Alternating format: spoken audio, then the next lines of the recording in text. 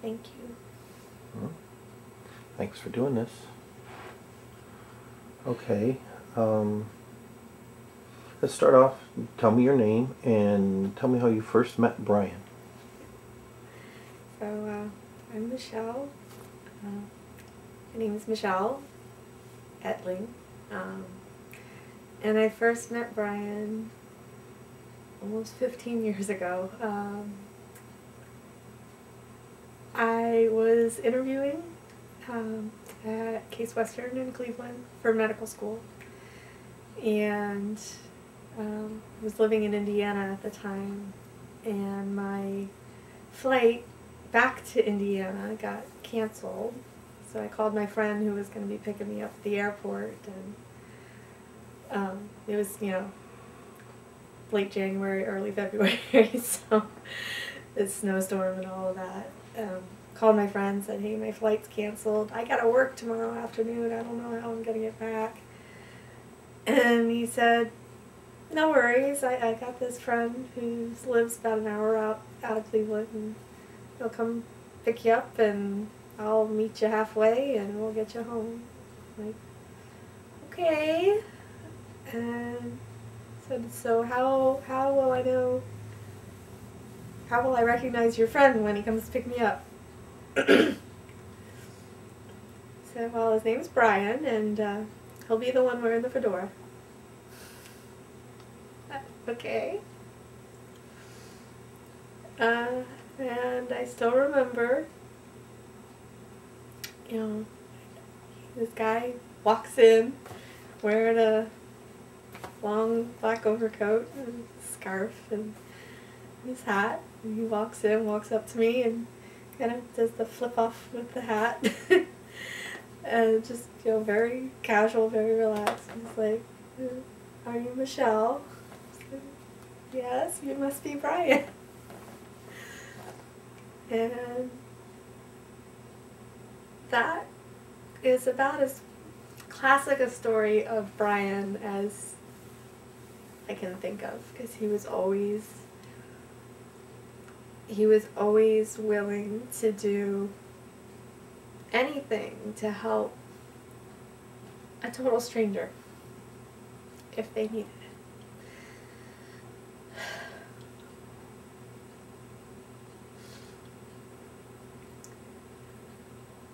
I didn't really start to get to know him until a few years later.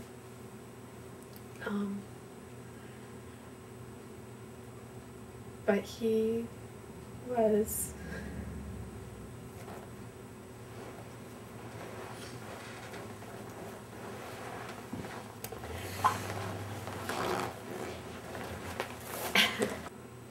it was a few years later when I really got to know him. Came out for a visit again. My friend Dave from Indiana, he came up for a visit and kind of kidnapped me from Cleveland, got me out of the city, and came out here. And I kind of grew up out in the country, so going for a walk in the woods and climbing around in the ravine was good for the soul. And got to know Brian. He was always such a gentleman and very caring about others in a way that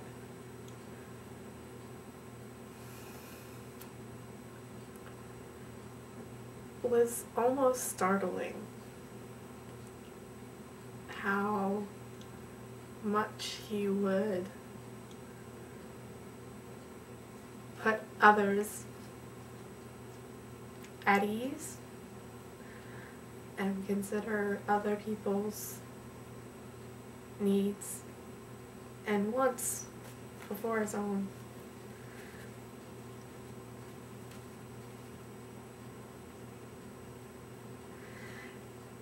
The first time I played D&D with Brian, I had never played before and really had no clue what I was doing, but he was always so very good at making people feel like they fit in.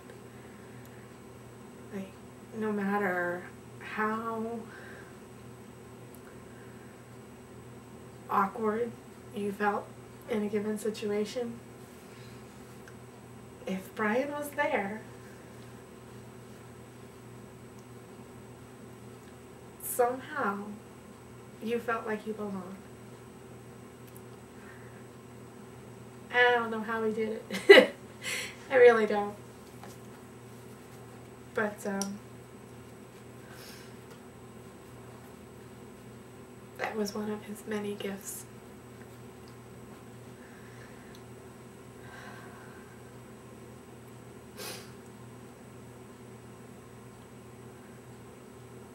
Ask me some more questions. I was just about to.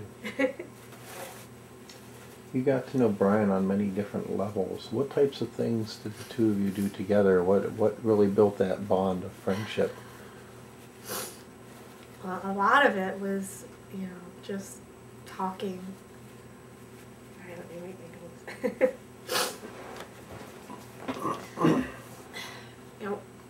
notes. We really started to get to know each other.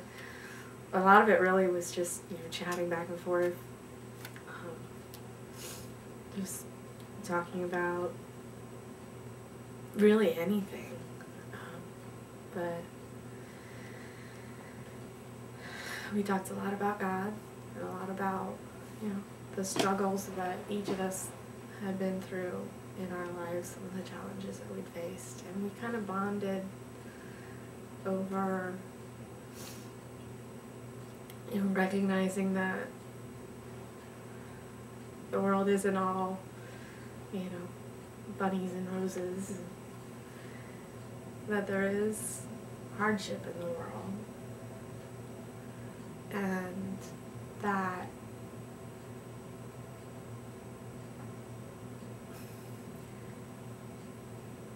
I guess it was his faith that really drew me to him. Because I had gone through a really difficult time in my life, and the people of faith that I had near me as a support group just really didn't understand what I was going through. And, basically at one point they told me, the reason that you're going through this trouble is because you don't have faith. And I remember thinking, as this person was telling me this, that you have no clue. And it's my faith that's the only thing that is keeping me going right now. And I didn't have to explain that to Brian. He understood. I think a lot of Christians think they almost treat God like a lucky charm, I've got my cross, that means all the bad stuff is going to stay away. And that's not what it's about. It's about knowing that even through the hard times, that God is with you and God will carry you through.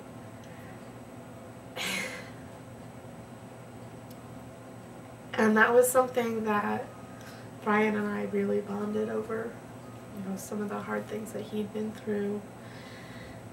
And we just understood each other.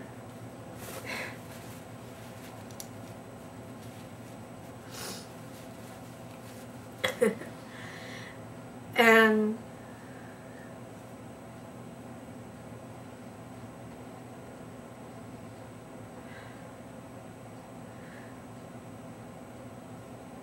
Brian had a lot of different, faces, I suppose.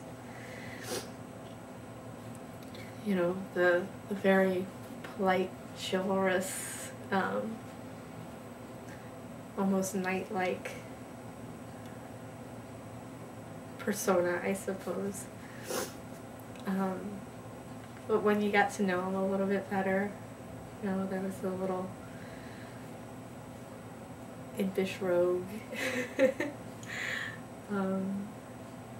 And he had that sort of childlike, playful, imaginative side too. And when I first met him, when he was rescuing the damsel in distress who was stranded at the airport, I had a teddy bear with me, and of course he was, you know, being the gallant, you know, chivalrous person. And when I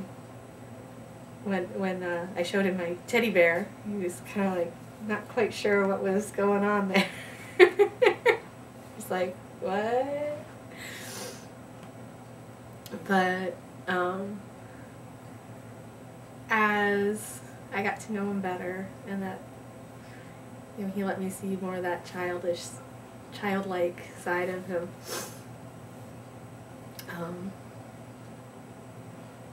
And that interaction, you know, just being playful.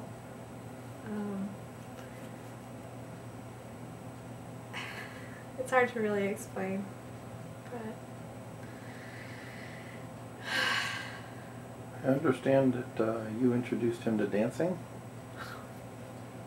yeah. Want to talk about that a little bit? Was he just a natural, perfect dancer, or how did that work? So I got into dancing, you know, shortly after I moved to Cleveland. So about the time I was getting to know Brian, I was, you know, learning how to swing dance, and I mentioned it to him. He's like, it's really fun. And he's like, yeah, I don't think I'd be a good dancer. And I just kind of looked at him. I'm like, are you kidding me? Like, you're musical. You've got rhythm, which you can't teach.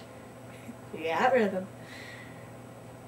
And he had this very graceful air about him, you know, very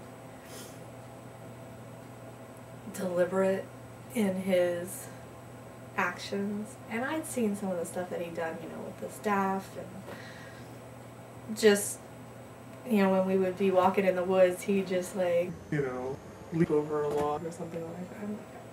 So you've got the musicality, you've got the rhythm, you've got the body position awareness. Like, you would be a good dancer if you wanted to pursue it. And he just kind of, I don't know. And I just sort of left it at that. Well, a friend of ours was gonna be getting married. Brian and I were both in the wedding, and there was going to be music and dancing at the reception, and I said something like, gee, sounds like there's going to be good music, but I'm not going to have anyone to dance with. Just, like, very casually. Not even really thinking about it. Just... And then it was a few months later, you know, before the wedding, we got together it was probably early February, was when we managed to get together that particular year for our little Christmas gift exchange. And, you know, we unwrapped our little gifts, and he was always so generous. There was always something that I did not expect. But after we had opened the gifts, he said, well, I've got another present for you that I couldn't really wrap up. I've been taking dance lessons because I know how much you like to dance, and I wanted to surprise you, so I've been taking dance lessons. And, oh, by the way, there's a dance tonight. You want to go? And yeah, that's kind of how, if you want to say I'm the one that got him started in dancing, that would be how. I just sort of just happened to mention it, and he knew that it was something I liked, and he wanted to be able to share that with me. So he learned how to dance. And then, because Brian never does anything halfway, he went from learning how to dance to, you know, being the founding president of the local chapter of the Ballroom Dance Society and teaching dance classes at his church and getting so many people involved in dance. And really that was part of his ministry, was reaching out to people through music, through dance. He could make the most basic, simple thing and turn it into not a sermon where it's preaching at you, but just an example of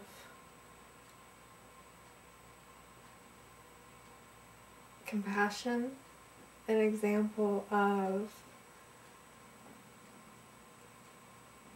just God's love. and he did it without preaching and without making you feel, you know, like you weren't worthy. He just accepted everyone where they were with that little lopsided grin of his.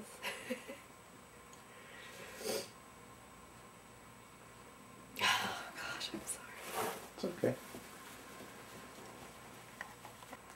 Okay, so Michelle, tell me one of the most memorable, funny moments you've had with Brian. Oh gosh, there's so many.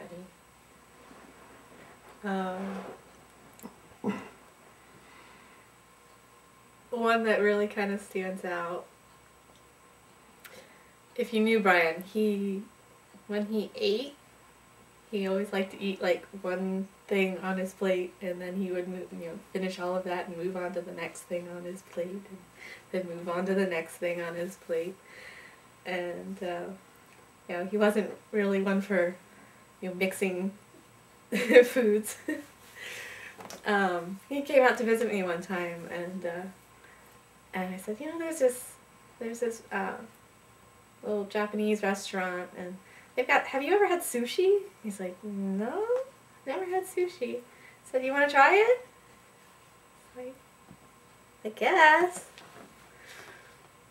And so we went, and we had the little miso soup and all of that, and then we got a couple different sushi rolls, and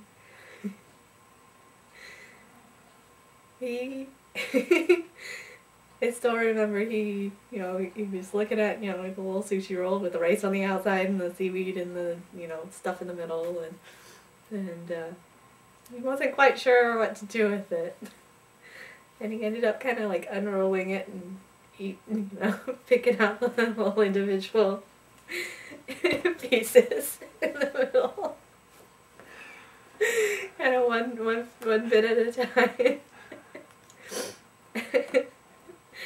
And he even, he tried with the chopsticks, and he actually, for being the first time using chopsticks, he did very well. But yeah, that was just sort of a very memorable moment of Brian being introduced to sushi. And I remember when we were done, he's like, well, I'm very glad I tried it, but I don't think I want to ever have sushi again.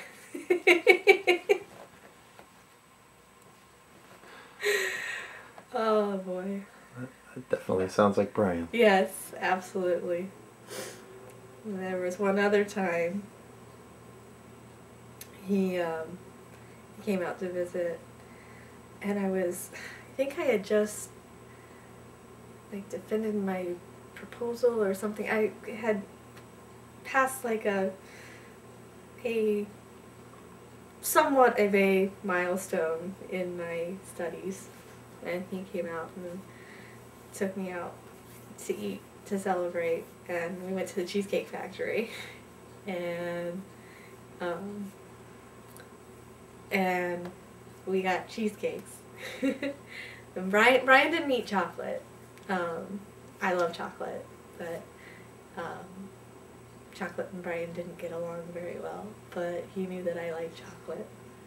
Anyway, I got the, I don't know, Godiva cheesecake or something, like chocolate on top of chocolate on top of chocolate cheesecake. And he just got himself a simple slice of cheesecake.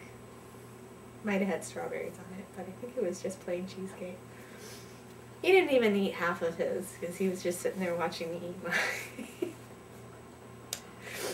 He said that was better than eating the cheesecake, was just watching me enjoy my cheesecake. So, he knew that I like chocolate, so he always got me, whenever I would come out to visit, or he would come out to visit me, he'd always bring a little box of chocolates. I still have a piece left from the box of chocolates that he got me for Christmas. Got one piece left.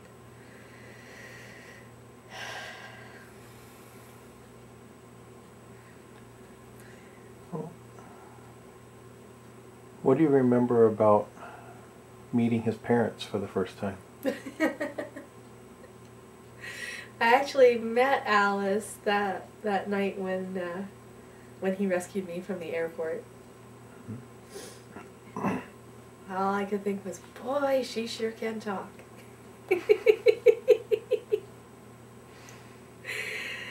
And even then, she was, telling stories about when Brian was a kid, and Brian's, Mom! Do you have to?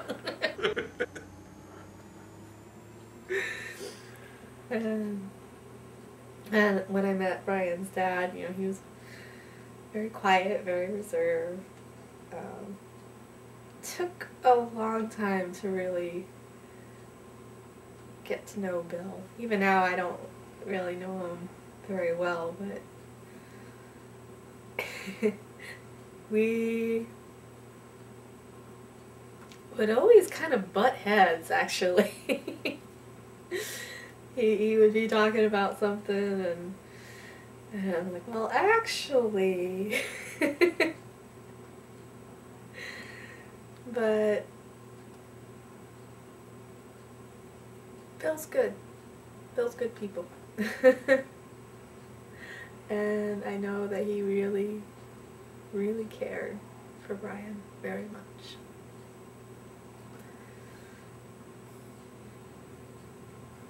I remember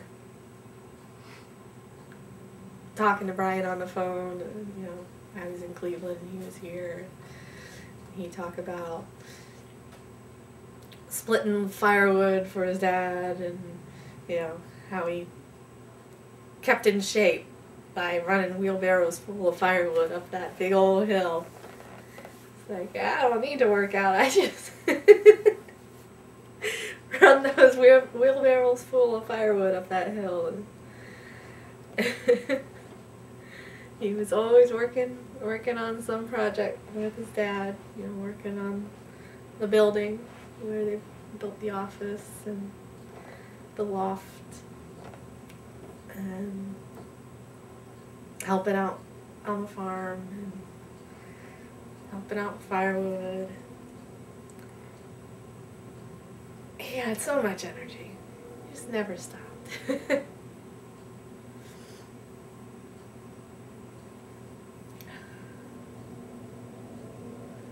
came out to visit one time, and we went for a walk down by the river, across the field, across the street. We were walking down by the river, and it was just very relaxing, you know, very peaceful. I always, whenever I was with Brian, I always had this sense that everything's okay.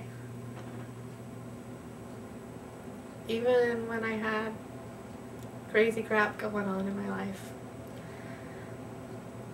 When I was with Brian, when I was talking to Brian, everything was okay.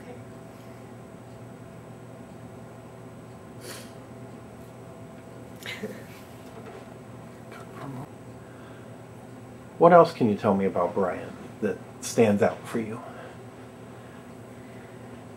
There's so many things that would stand out about Brian. He was always very, very gentle. Always very good at making people feel comfortable. And he was very, very protective of the people he cared about.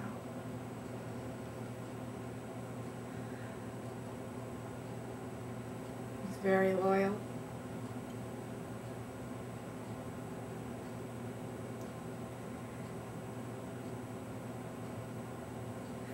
And very loving.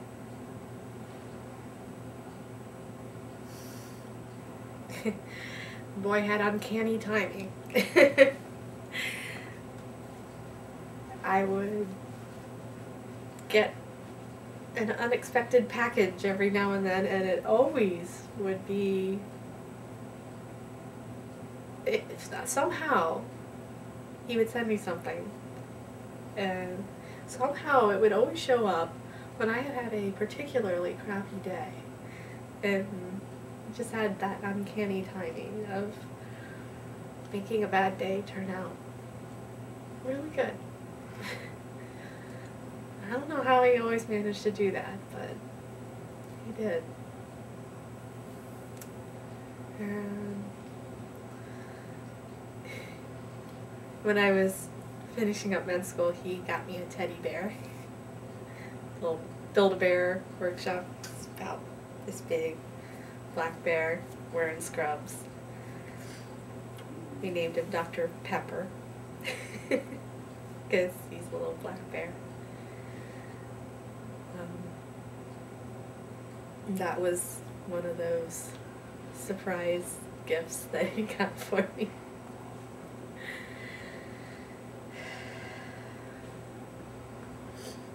He was very supportive. He knew that I had my dreams, and he never wanted to get in the way of that, I guess. He would always encourage me to do what I felt like I needed to do.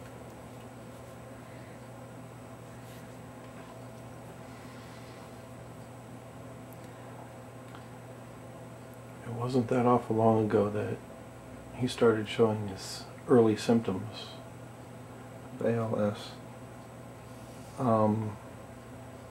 Do you remember him talking to you about that for the first time, or? I remember talking to him on the phone. He said, "Yeah, I've been having some problems with my hand. Just, you know, kind of weak. Can't quite figure out what it was. We were thinking maybe carpal tunnel syndrome, and then got to talking to him a little bit more. I'm like, maybe a little something more than carpal tunnel. Maybe, you know, pinched nerve in your neck or something that's causing the problems." And as they kind of did more tests and, you know, started realizing that, well, it's not just his hand, in his feet and leg, and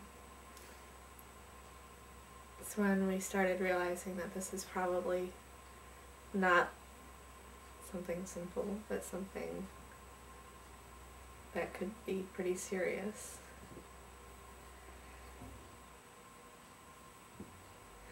I remember when it was just his hand, he was talking, he said, I think God just is letting me know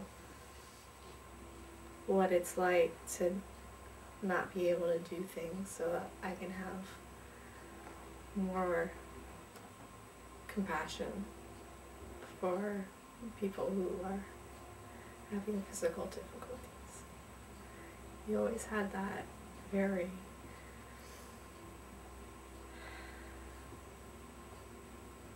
serene outlook.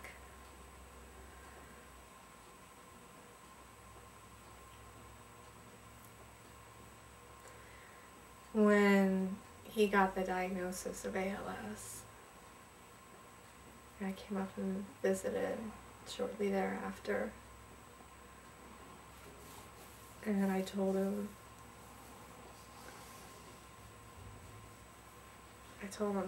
you just tell me what you want me to do.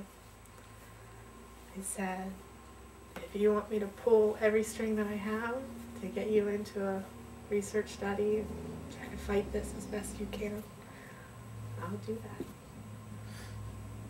I said, if you want me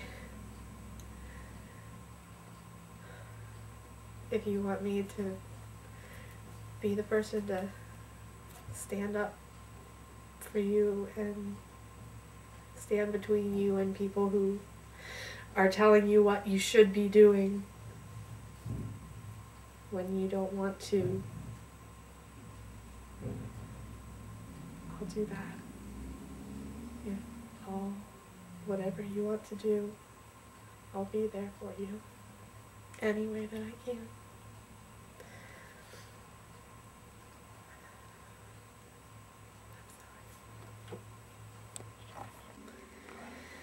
It's one of the last times that I came up to visit Brian.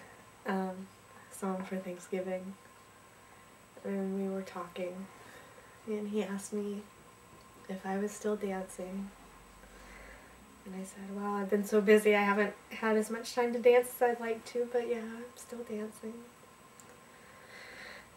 And he typed on his iPad, he said, I wish I could. And he kind of cried.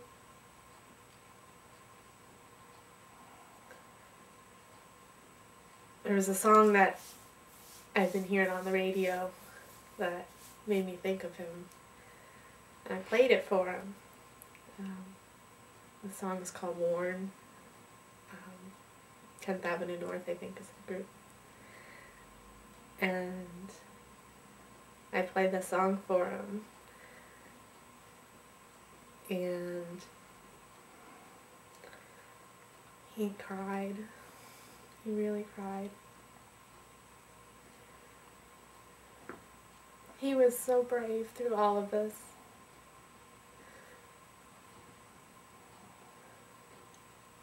But I was privileged to know him and honored that he trusted me enough to let him see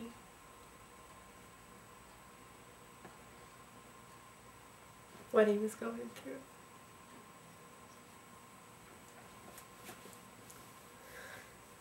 I played the song Worn, and he typed to me on his little iPad, said, "You understand." The song really just talks about just the struggle to do, the struggle to live, the struggle to breathe sometimes. And it really made me think of Brian every time I heard it. But part of that song talks about, just let me see that redemption wins. Let me know the struggle ends. And you can mend a heart that's frail and torn. I want to know a song can rise from the ashes of a broken life. And all that's dead inside can be reborn.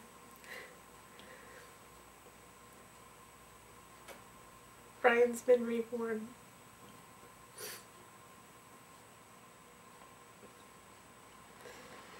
He's not struggling anymore.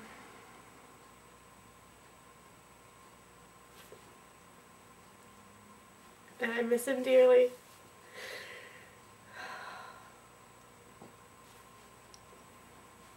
But I'm so happy that he's at peace.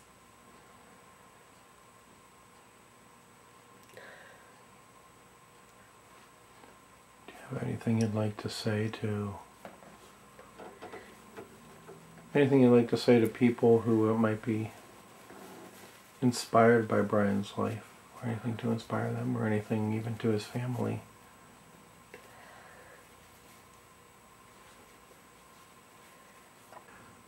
Alright, finally, do you have anything that you would like to say to people who could be inspired by Brian's life, or even something possibly to the family? Well, first of all, I want to say thank you to Alice and Bill for raising such a wonderful son. And you did a wonderful job.